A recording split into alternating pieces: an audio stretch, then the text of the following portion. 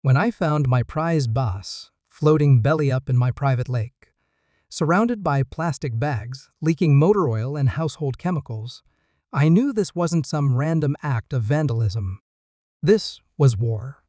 The HOA Karen, who'd been harassing me for months about my unsightly pond, had finally crossed a line that would destroy her entire world. I'm standing knee-deep in contaminated water, pulling out the corpses of fish I'd raised from fingerlings, and my hands are literally shaking with rage.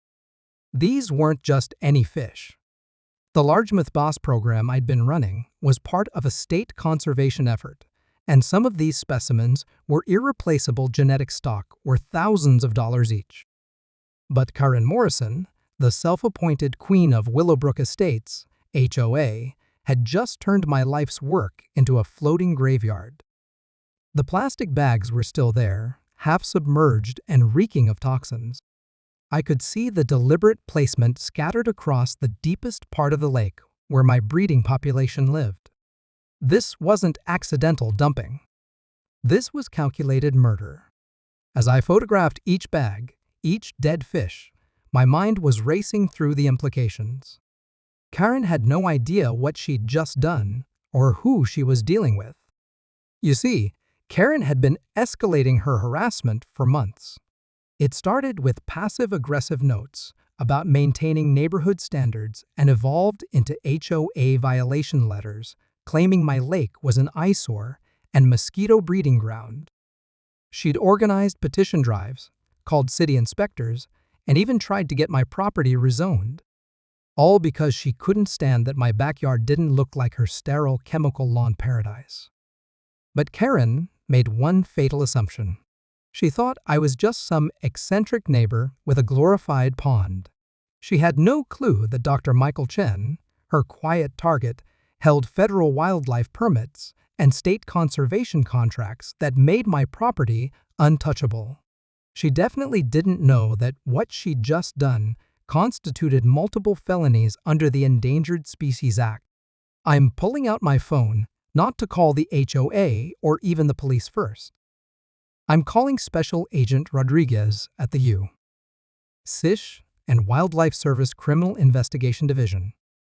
Because floating in that toxic soup weren't just bass, they were federally protected native species I'd been reintroducing under a $2.3 million federal grant. Karen had just committed an environmental crime that could land her in federal prison. Agent Rodriguez? It's Dr. Chen. We have a code red situation at my facility. Someone has deliberately poisoned my research lake. The words taste bitter in my mouth as I watch a blue heron that regularly fed here lying motionless on the shore. I need a full hazmat response team and criminal investigators. This is beyond vandalism. This is ecocide. As I'm documenting the scene, I can see Karen's kitchen window overlooking my property. She's probably watching right now, feeling smug about her handiwork. She thinks she's won some petty HOA battle. She has absolutely no idea that she's just triggered a federal investigation that will unravel her entire comfortable suburban existence. The irony is suffocating. Karen spent months complaining about my unkempt property, lowering her home values, completely oblivious that my federally protected research facility was actually boosting the entire neighborhood's environmental status. Properties adjacent to wildlife conservation areas typically see 15–20% higher valuations, but Karen was too busy measuring grass heights and counting violations to understand what she was really living next to. My phone buzzes with Agent Rodriguez confirming the response team deployment. Hazmat units, environmental crime scene investigators, and federal wildlife officers will be here within 2 hours. I'm looking at the devastation Karen created, and I know she's watching from her window, probably planning her next HOA meeting presentation about how she handled the pond problem. She's about to learn that some battles aren't won in HOA boardrooms. Some battles are won in federal courthouses, where environmental terrorism carries sentences measured in years, not warnings measured in violation letters. Karen Morrison just declared war on the wrong neighbor, and she's about to discover that Mother Nature has her own legal system. The countdown to Karen's reckoning has officially begun. Most people see a PhD in aquatic biology and think boring academic. They don't understand that my entire career has been built on one obsession: bringing dead ecosystems back to life. That lake Karen just poisoned? It represents 15 years of painstaking restoration work and the most important project of my professional life. She didn't just kill fish, she murdered hope itself. I bought this property in 2009 specifically because of the lake. Previous owners had let it turn into a stagnant, lifeless cesspool filled with invasive species and chemical runoff from decades of suburban neglect. Most people would have filled it in and planted grass. But when I saw that murky water, I saw potential that made my heart race. This could become something extraordinary. The transformation didn't happen overnight. Year 1 was spent removing literally tons of garbage and invasive plants. Year 2 involved installing aeration systems and carefully balancing water chemistry. By year 3, I was introducing native species under state wildlife permits that took 18 months of bureaucratic hell to obtain. The paperwork alone cost me $50,000 in legal fees and consultant costs. But the breakthrough came in year 5, when the state offered me the contract that changed everything. The Ohio Department of Natural Resources needed a private research facility for their endangered native fish restoration program. Species that had been extinct in Ohio waterways for decades were being bred in laboratory settings, but they needed a natural environment for field testing before full ecosystem release. My lake became their answer. The $2.3 million federal grant wasn't just funding, it was validation that my backyard project had become legitimately important scientific work. I was now raising species like the Ohio lamprey, native brook trout variants, and rare darter fish that existed nowhere else in the state. Each breeding pair represented years of genetic research and conservation investment. Karen moved in 3 years ago, right when the project was hitting its stride. At first, she seemed impressed when I explained what I was doing. She even brought her grandkids over to see the baby fish in the shallow nursery areas. I thought I had an ally, maybe even someone who appreciated the environmental significance of living next to active wildlife restoration. That changed the moment Karen got elected to the HOA board. Suddenly, my quaint little fish pond became an unsightly wetland that was attracting undesirable wildlife and creating mosquito problems. Never mind that controlled wetlands actually reduce mosquito populations, or that the diverse ecosystem I'd created had eliminated standing water issues throughout the neighborhood. Karen's transformation was swift and vicious. She started showing up to HOA meetings with printed photos of my property, circled in red marker, lecturing other homeowners about maintaining standards and protecting property values. She convinced half the board that my lake was somehow a public health hazard, despite the fact that state inspectors had certified it as environmentally beneficial multiple times. The personal attacks escalated quickly. Karen started timing her dog walks to coincide with my morning fish feeding, loudly complaining to anyone who would listen about the smell and unsightly appearance. She organized petition drives demanding I clean up the mess and stop attracting rodents and snakes. Every conversation became an opportunity for her to lecture me about neighborhood aesthetics. But Karen crossed into genuinely disturbing territory when she started photographing my daily activities. I'd be out collecting water samples or maintaining equipment, and I'd catch her standing at her fence with a telephoto lens, documenting everything. She submitted these photos to the HOA as evidence of violations, claiming my scientific work was commercial activity prohibited by neighborhood covenants. The harassment intensified after I received the federal grant extension last spring. The ceremony made local news, state legislators, environmental officials, and university researchers all praising the project's success. Instead of feeling proud to live next to something meaningful, Karen seemed personally offended by the attention. She started filing complaints with the city almost weekly, claiming noise violations, zoning violations, even alleging I was running an illegal business. Every morning, I'd wake up wondering what new harassment Karen had invented.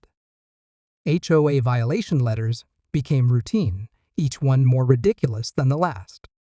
She claimed my research equipment was industrial machinery. She complained that native birds attracted to the restored ecosystem were creating excessive noise.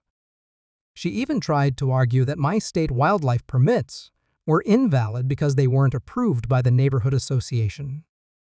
The night before Karen poisoned my lake, she'd left a handwritten note taped to my front door. Final warning: remove the unsightly pond or face serious HOA action. Some of us take neighborhood standards seriously. The note was signed with her perfect cursive signature, as if threatening someone's life work was just another item on her daily to-do list. Standing in the contaminated water now, pulling out the corpses of fish that represented irreplaceable genetic diversity, I understand that Karen never saw past her own petty aesthetic complaints. She couldn't comprehend that she was living next to something genuinely important, something that contributed to environmental recovery beyond her manicured subdivision. Those dead fish weren't just my research subjects, they were the future of Ohio's native aquatic ecosystems. Some of these breeding lines took 3 years to establish. The genetic diversity Karen just destroyed would take decades to recreate, assuming we could even find replacement specimens. She didn't just attack my property, she set back environmental conservation efforts across the entire region. Karen thought she was solving a neighborhood eyesore. She had no idea she just committed ecological terrorism against a federally protected restoration site.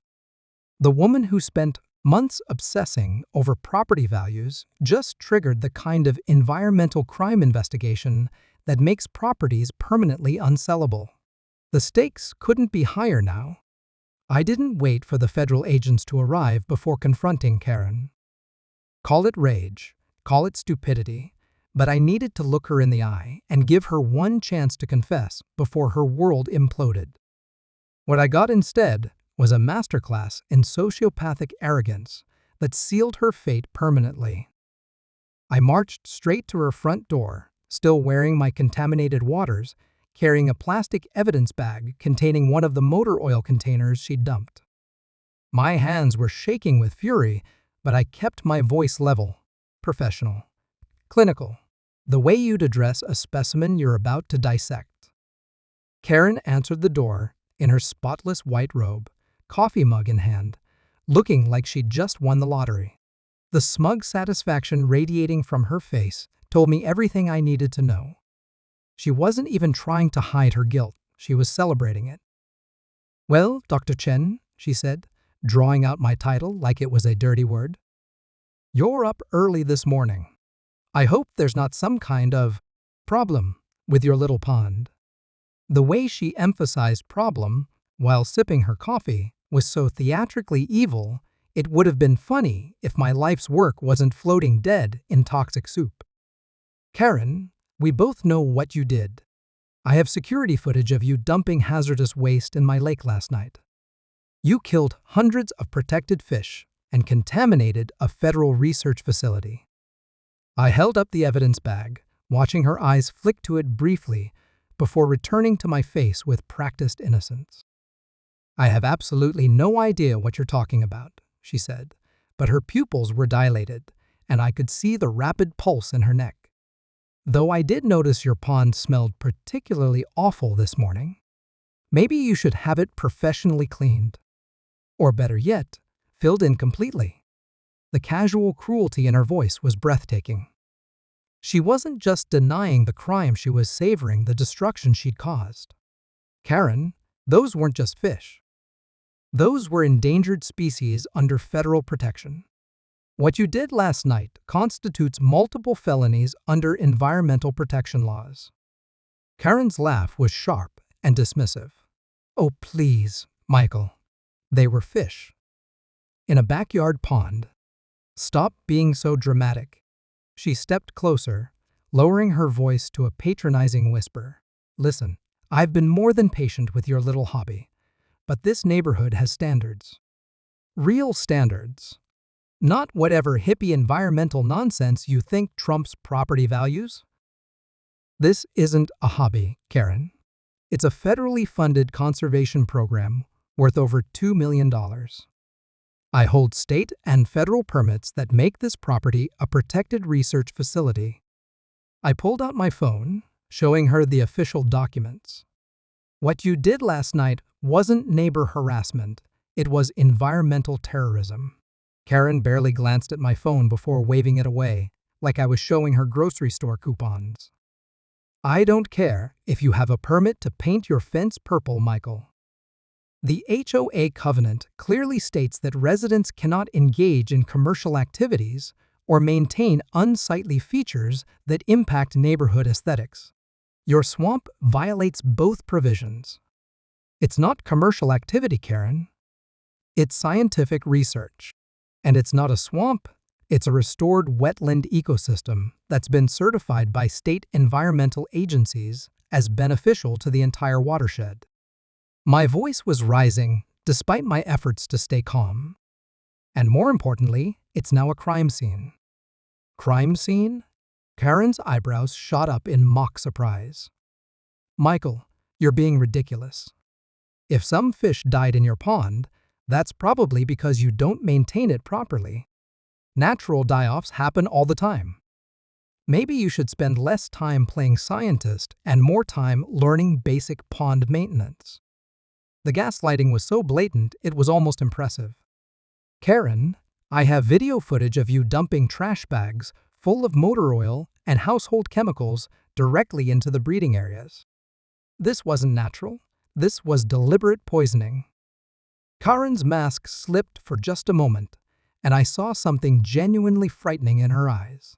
Pure, calculated hatred. Then the fake concern returned. Michael, I think you need to be very careful about making accusations you can't prove. Especially accusations that could be considered defamatory. I'm not making accusations, Karen. I'm stating facts. Facts that federal investigators will be reviewing when they arrive in about an hour. I watched her face carefully, looking for any sign that the reality of federal involvement was penetrating her delusion. Instead, Karen just smiled wider. Federal investigators? For some dead fish in a backyard pond? Michael, you're losing touch with reality. No one is going to care about your little ecosystem experiment. But you know what they will care about? The fact that you've been violating HOA covenants for years and creating environmental hazards that affect property values. She stepped even closer, her voice dropping to a threatening whisper. Here's what's going to happen. You're going to fill in that disgusting pond, reseed the area with proper grass, and apologize to this neighborhood for years of selfish disregard for community standards. Or I'm going to make sure the HOA pursues every legal remedy available to force compliance. Karen, in about 60 minutes, this entire street is going to be crawling with federal agents treating your house as the center of an environmental crime investigation. Your threats about HOA violations are going to seem pretty ridiculous when you're being read your Miranda rights. Karen's laugh was genuinely delighted now. Miranda rights? Michael, you watch too much television. I've done nothing wrong except try to maintain neighborhood standards against one selfish resident who thinks his science project matters more than everyone else's property values. She paused, tilting her head with exaggerated concern. But since we're talking about legal issues, I should probably mention that I've been documenting your harassment of me for months. Your angry confrontations, your refusal to comply with reasonable HOA requests, your increasingly erratic behavior. I've been building quite a file. The projection was so complete it was almost artistic. Harassment? Karen? You've been photographing my daily activities, filing false complaints, and organizing petition drives to force me to destroy a federally protected research facility. And now you've committed multiple felonies by poisoning protected species. I've been protecting this neighborhood, Karen said firmly, from someone who clearly has no respect for community standards or basic property maintenance. And frankly, Michael, your paranoid accusations and aggressive behavior suggest you might need professional help. I realized then that Karen wasn't just evil, she was delusional. She genuinely believed that her aesthetic preferences justified destroying irreplaceable scientific work. In her mind, she was the victim being persecuted by an unreasonable neighbor who refused to conform. Karen, one last time, I'm giving you the opportunity to confess and cooperate before federal agents arrive. What you did last night was a serious crime with serious consequences. Your cooperation now could make a difference in how this plays out. Karen's smile turned predatory. Michael, the only crime here is what you've done to this neighborhood with your swamp. But don't worry after today. That problem is going to be permanently solved, one way or another. She closed the door in my face with such finality that I knew negotiation was impossible.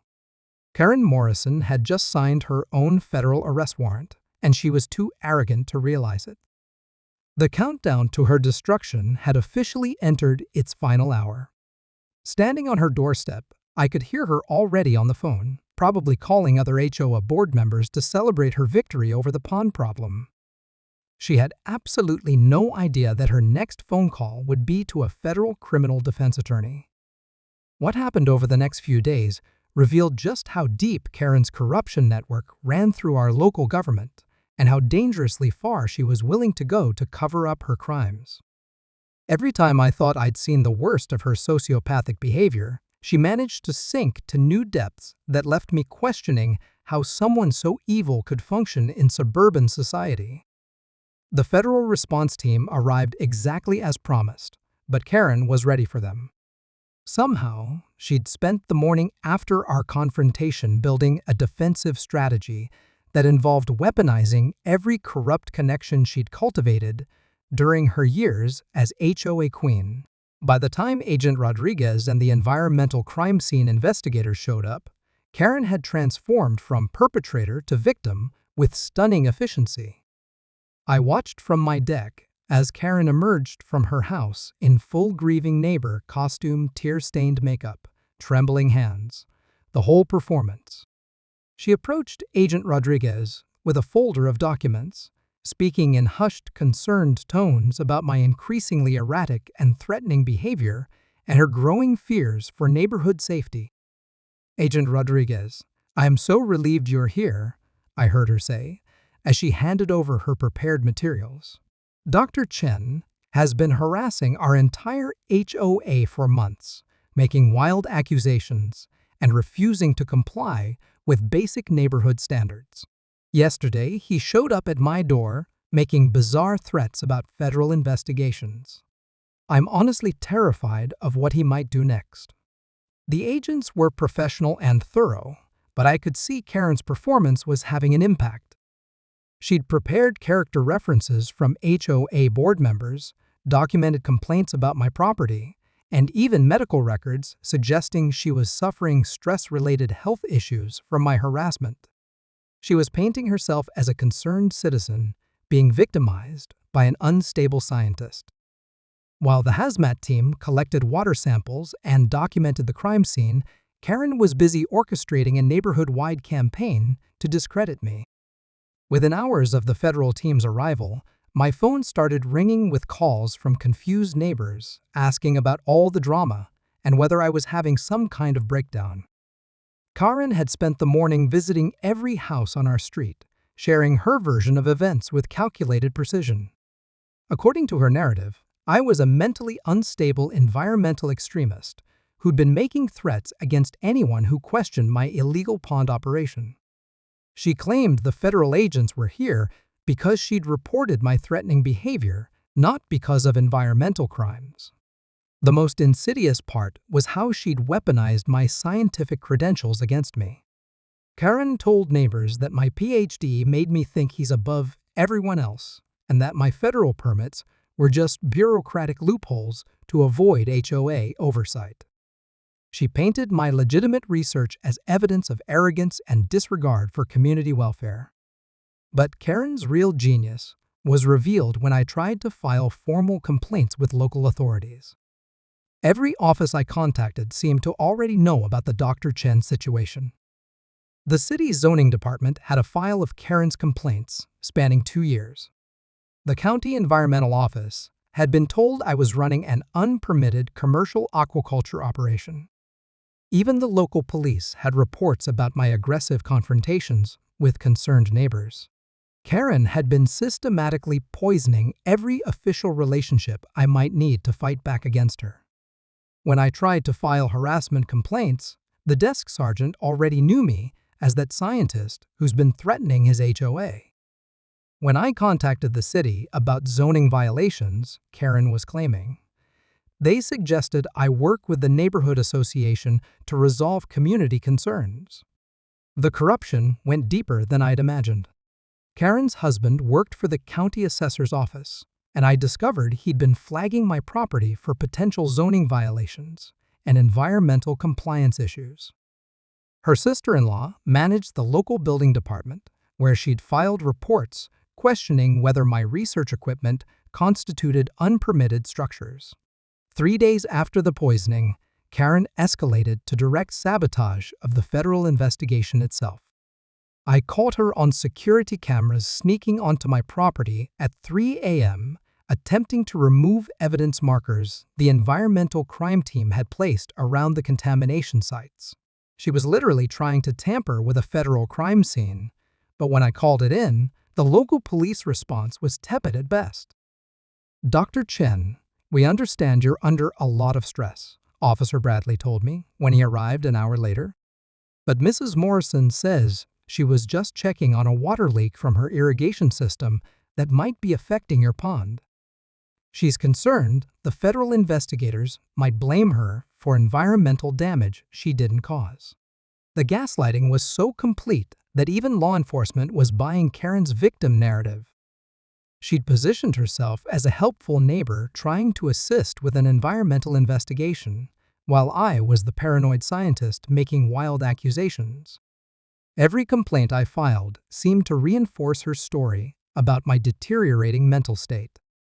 But Karen made a critical error in her escalating desperation.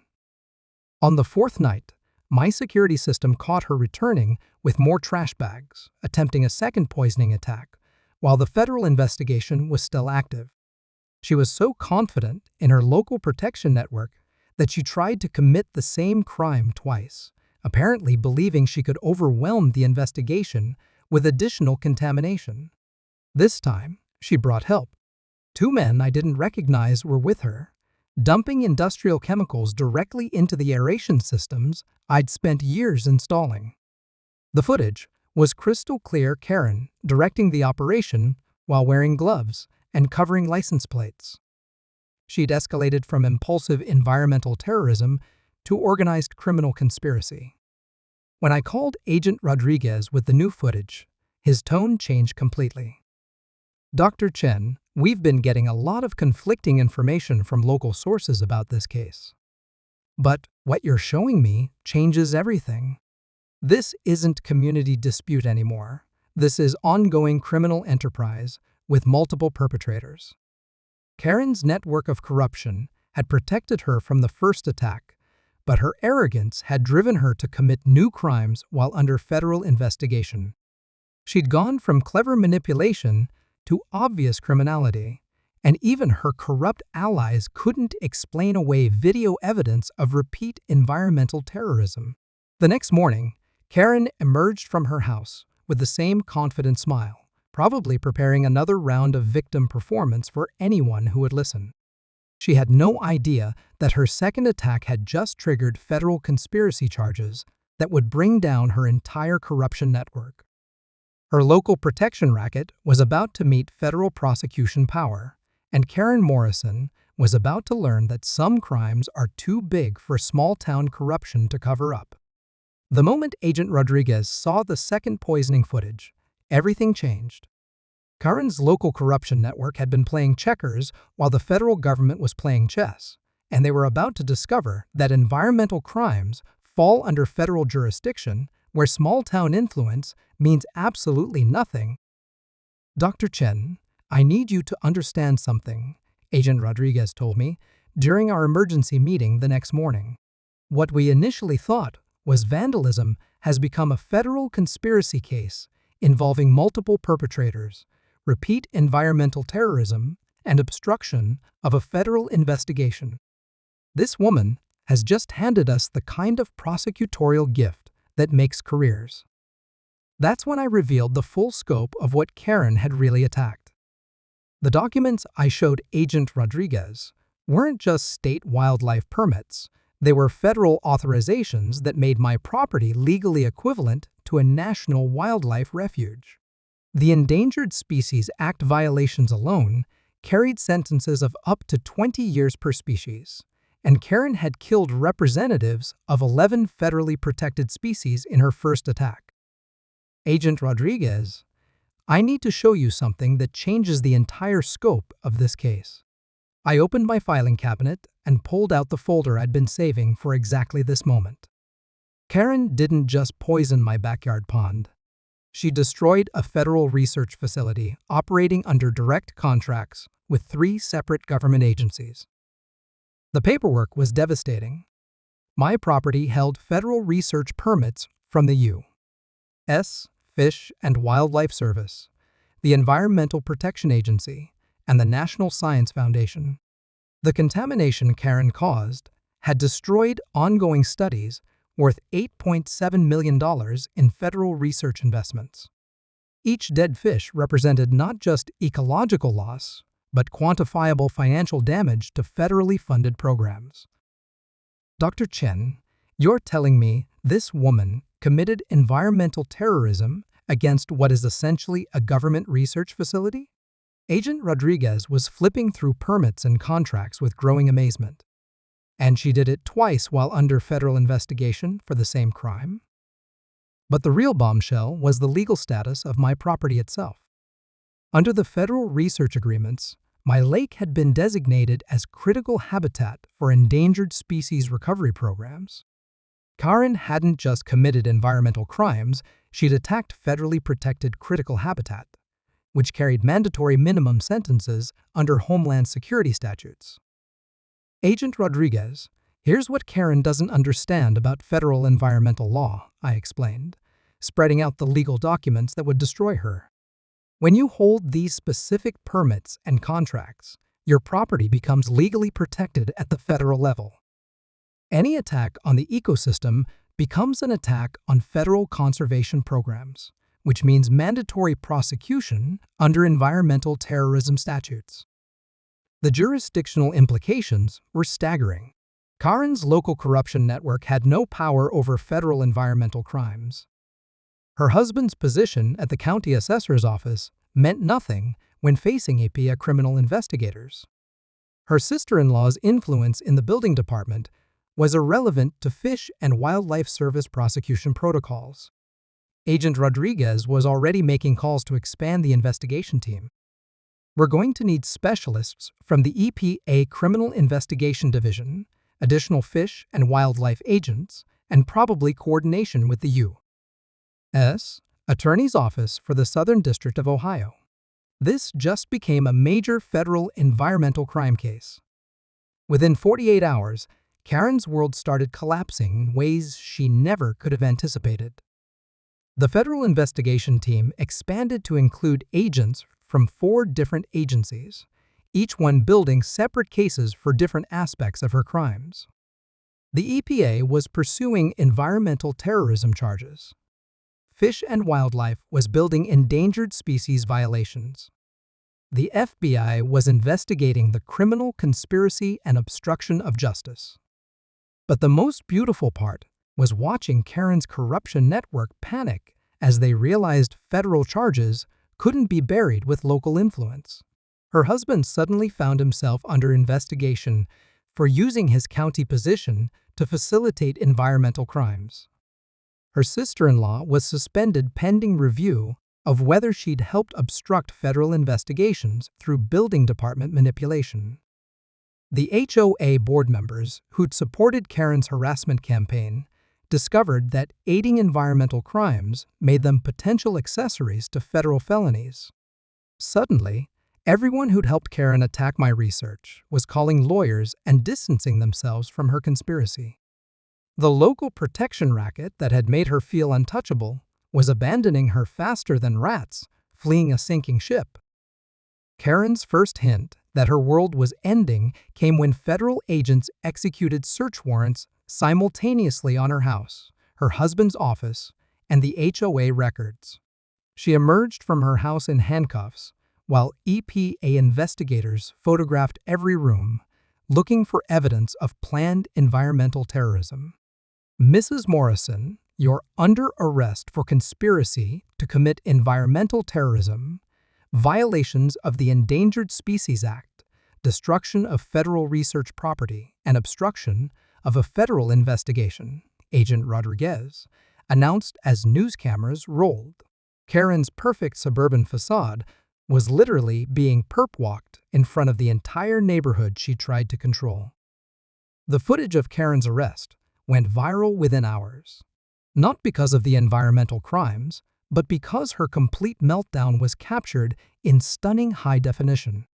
She screamed about constitutional violations and harassment of law-abiding citizens while being loaded into a federal transport vehicle.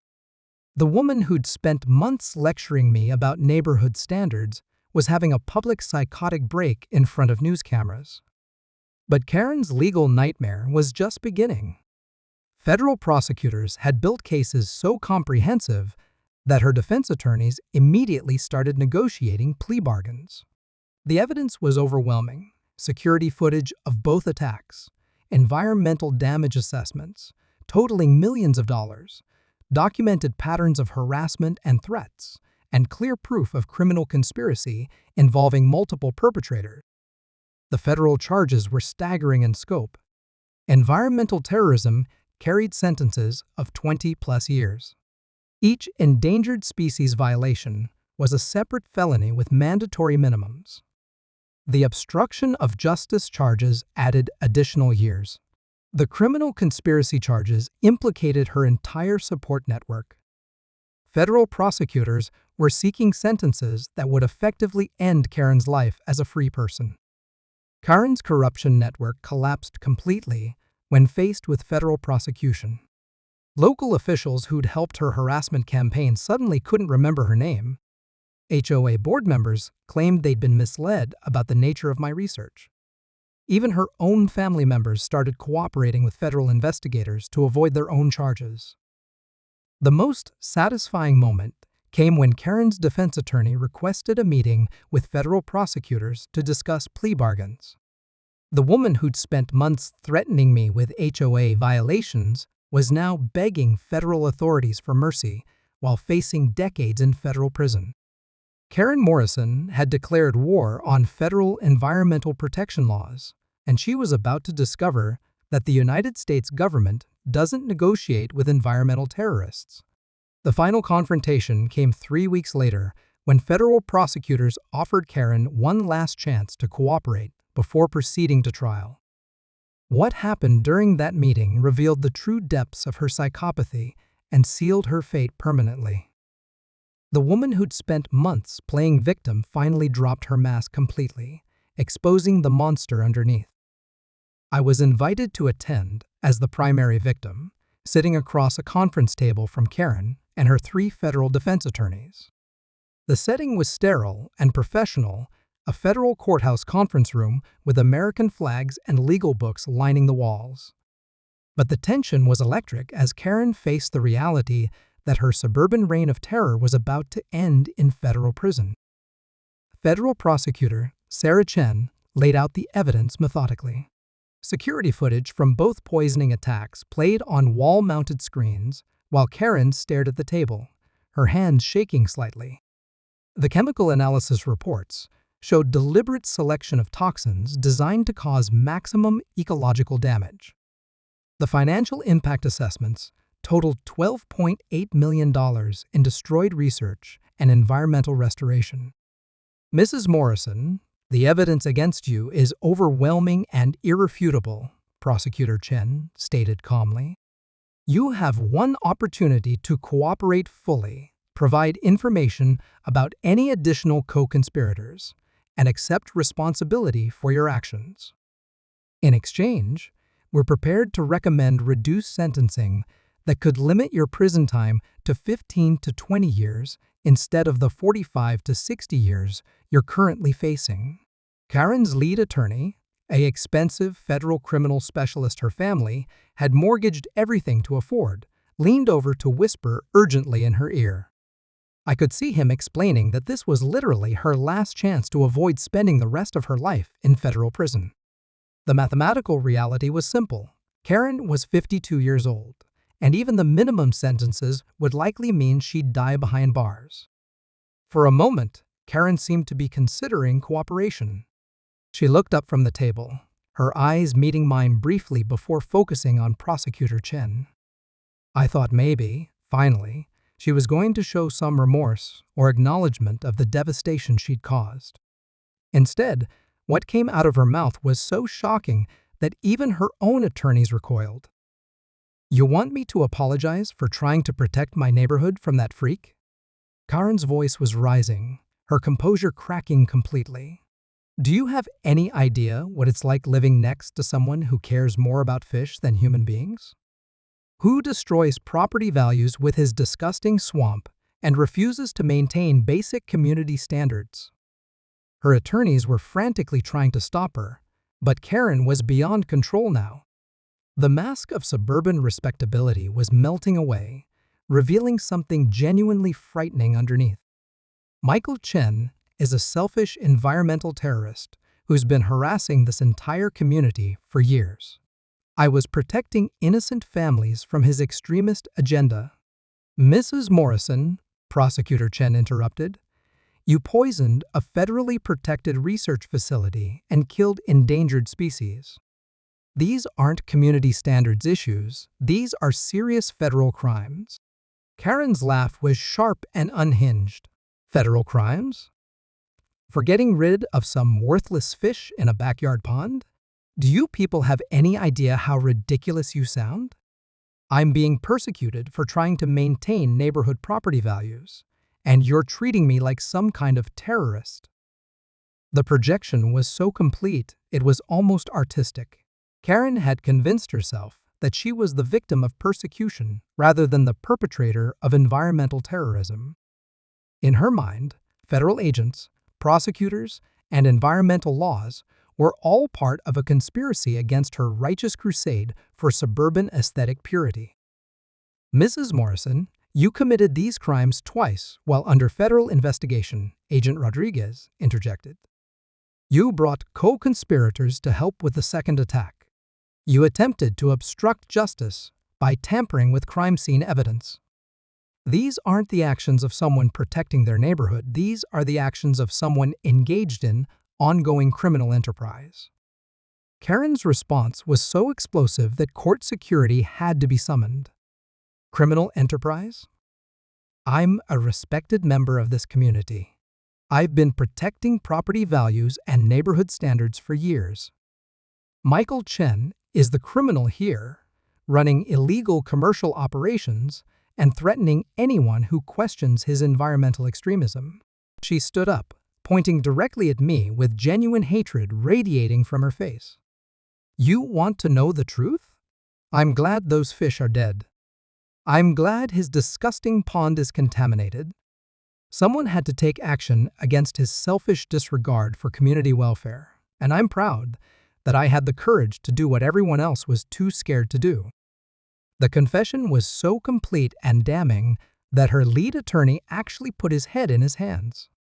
Karen had just admitted to environmental terrorism in front of federal prosecutors while expressing pride in her crimes and total lack of remorse. She'd eliminated any possibility of a plea bargain or reduced sentencing with a single explosive outburst. But Karen wasn't done destroying herself. And you know what? If I had to do it again, I'd use more poison. I'd make sure every single fish in that swamp died, because that's what it takes to protect decent people from environmental fanatics who think their science projects matter more than property values. Federal prosecutors were taking notes frantically as Karen confessed to additional planned crimes and expressed intent to commit future environmental terrorism. Her attorneys were begging her to stop talking, but she was in full psychotic break mode now, revealing the true scope of her hatred and criminal intent. Mrs. Morrison, you realize you're confessing to federal crimes and expressing intent to commit additional crimes? Prosecutor Chen asked, giving her one final chance to stop destroying herself. Karen's smile was genuinely terrifying. I'm confessing to protecting my community from environmental terrorism. Michael Chen and people like him are the real criminals, destroying neighborhoods with their radical agenda. Someone has to fight back against these eco-fascists, and I am proud to be on the front lines of that fight. The meeting ended with Karen being immediately taken into custody for expressing threats to commit additional federal crimes.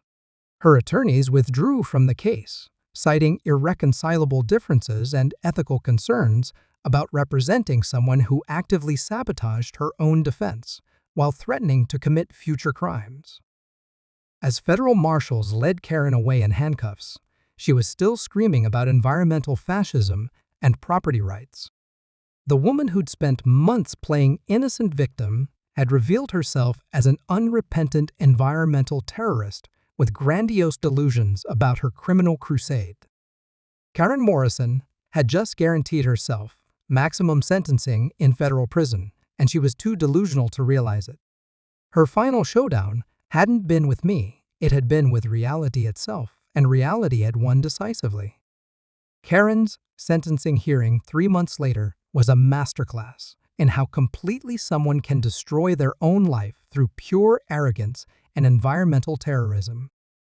But even facing decades in federal prison, Karen had one final revenge plot that would backfire so spectacularly it became legendary among federal prosecutors. The courtroom was packed with environmental activists, neighbors, and media covering what had become a landmark federal environmental crime case. Karen entered in federal detention orange, her previously perfect suburban appearance now haggard and desperate. But her eyes still burned with the same delusional hatred that had driven her to poison my lake in the first place. Federal Judge Patricia Williams had reviewed the complete case file, including Karen's confession and threats to commit additional crimes. The sentencing guidelines were clear. Karen was facing 45-60 years in federal prison, with no possibility of parole. At 52 years old, this was effectively a life sentence. Mrs. Morrison, before I impose sentencing, federal law requires that I ask if you have any final statement to make to this court, Judge Williams announced. Karen's court-appointed attorney tried desperately to stop her from speaking, but Karen was determined to have her final moment in the spotlight. What came out of Karen's mouth was so unhinged that it actually extended her prison sentence in real time. Your Honor, I refuse to accept responsibility for protecting my community from environmental extremism. Michael Chen is the real criminal here, and this entire prosecution is a travesty of justice designed to silence anyone who dares to challenge the radical environmental agenda destroying American neighborhoods. Judge Williams was taking notes as Karen continued her delusional rant. I'm being persecuted for having the courage to take action against someone who cares more about fish than human beings.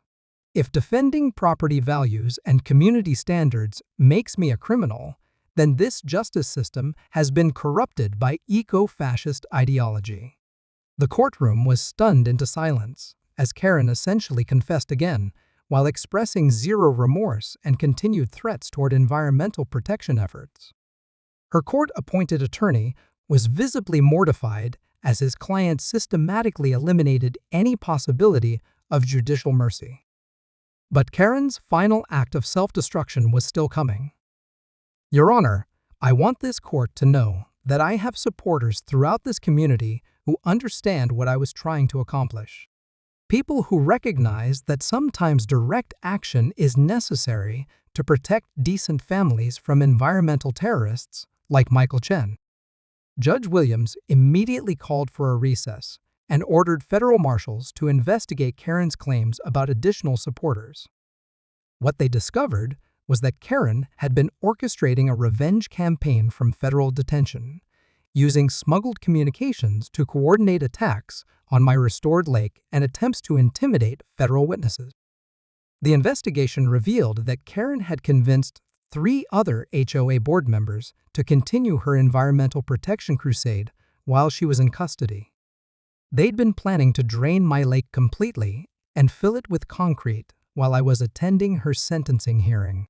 Federal agents discovered them on my property with construction equipment, literally attempting environmental terrorism while Karen was being sentenced for identical crimes.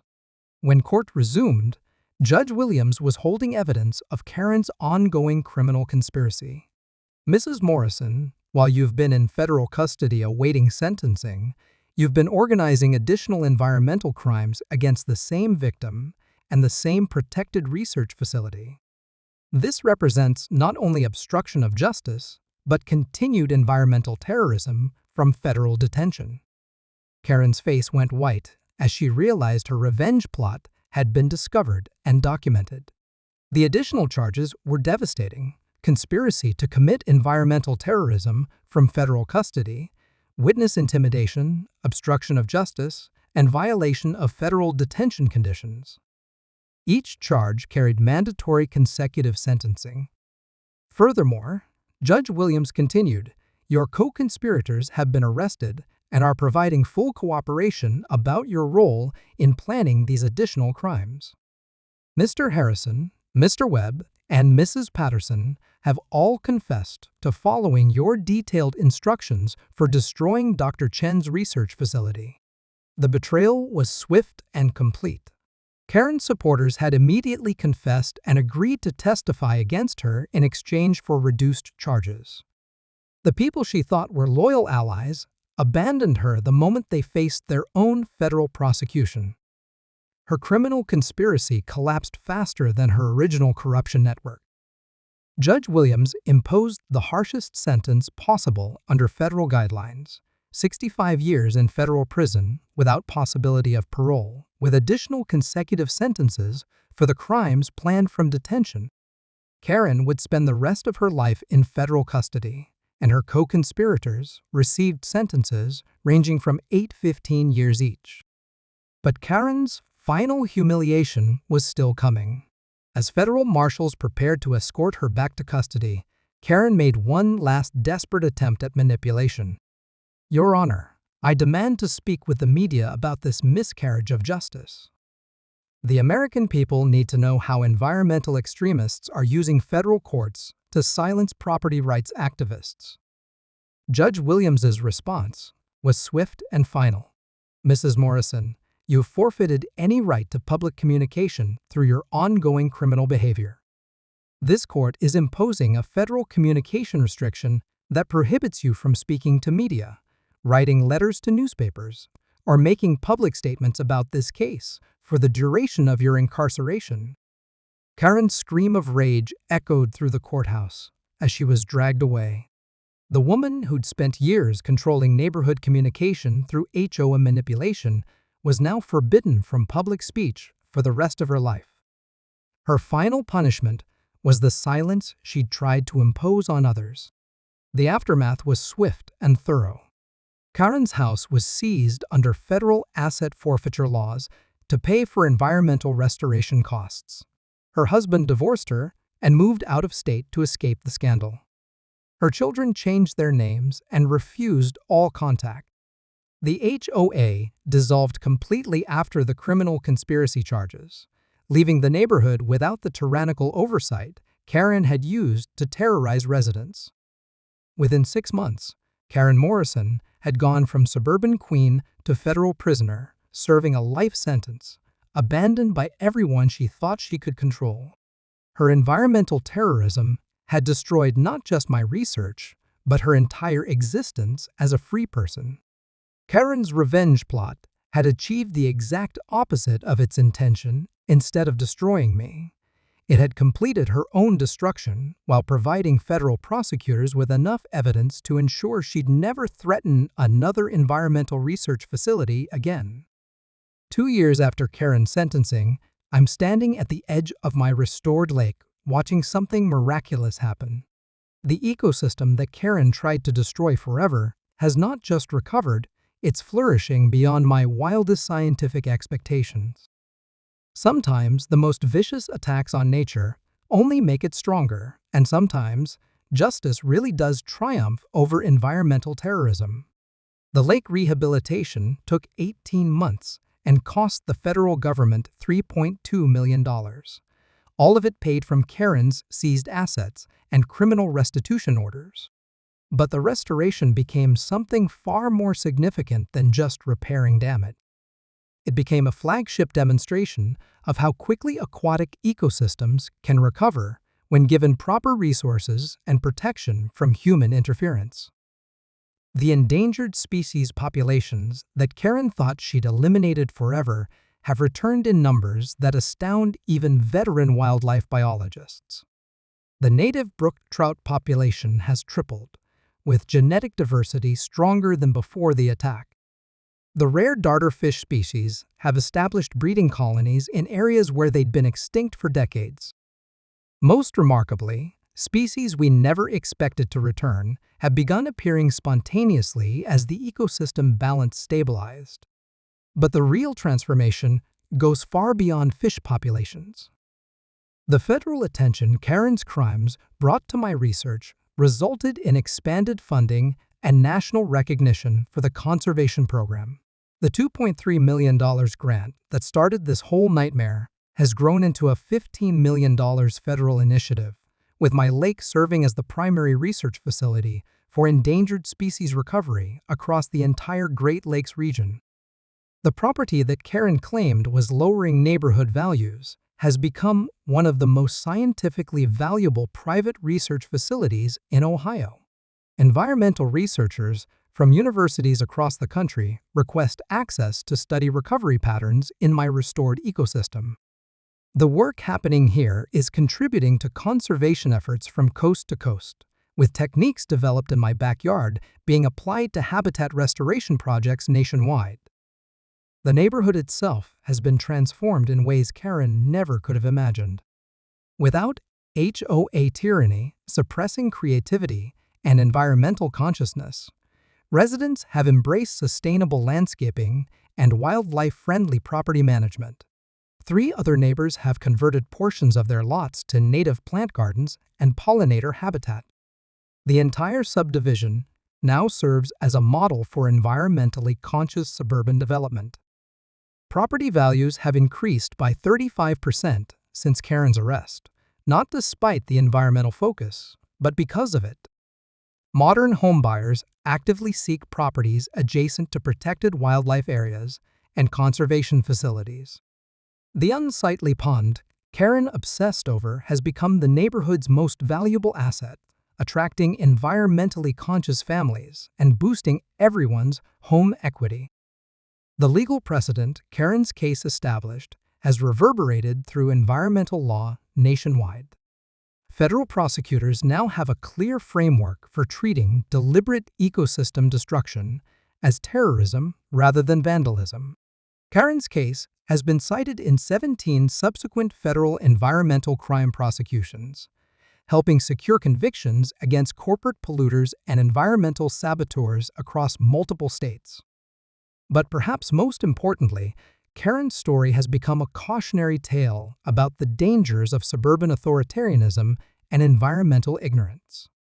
The woman who thought aesthetic preferences justified destroying irreplaceable scientific work discovered that federal environmental protection laws exist for crucial reasons. Her complete destruction serves as a warning to anyone who thinks local influence can override federal conservation efforts. The moral here isn't just about environmental protection, It's about the fundamental truth that nature has legal rights that no HOA Karen can violate without consequences. Karen thought she could use social manipulation and local corruption to destroy something she didn't understand. She learned that environmental crimes carry real penalties enforced by people who can't be intimidated or bought off. Standing here watching a great blue heron feed in the shallows where Karen dumped her toxic waste, I'm reminded that ecosystems are incredibly resilient when given the chance to recover. But they're also incredibly valuable, and attacking them brings consequences that extend far beyond local neighborhood disputes. Karen Morrison is now 54 years old, serving year 3 of her 65-year federal sentence at FCI Danbury. She'll be 119 years old when eligible for release, assuming she lives that long. The woman who spent months obsessing over neighborhood aesthetics now spends her days in a concrete cell, forbidden from even writing letters about her environmental crimes. Meanwhile, the lake she tried to destroy is thriving like never before, contributing to conservation efforts that will benefit future generations long after Karen's name is forgotten. Environmental terrorism failed, environmental justice prevailed, and nature won decisively. If you're watching this story and thinking about the environmental battles happening in your own community, remember that federal environmental laws exist for a reason. Protected species, wetlands, and conservation areas have legal rights that no homeowners association, local official, or suburban tyrant can override. These protections exist because people like Karen Morrison have always existed, and they'll always choose temporary convenience over irreplaceable natural resources. But also remember that one person with proper permits and federal backing can stand up to environmental terrorism and win. If you're dealing with Karen-type harassment over environmental protection efforts, document everything, know your legal rights, and never underestimate the power of federal environmental law. The environment doesn't need our permission to recover, but it does need our protection from people who would destroy it for aesthetic preferences. Sometimes, that protection requires federal intervention, and sometimes Karen Morrison learns that environmental terrorism carries life sentences. If this story inspired or outraged you, hit that subscribe button and share it with everyone who needs to understand that environmental crimes have real consequences. Because somewhere out there, another Karen is plotting to destroy something irreplaceable, and she needs to know that federal agents are waiting.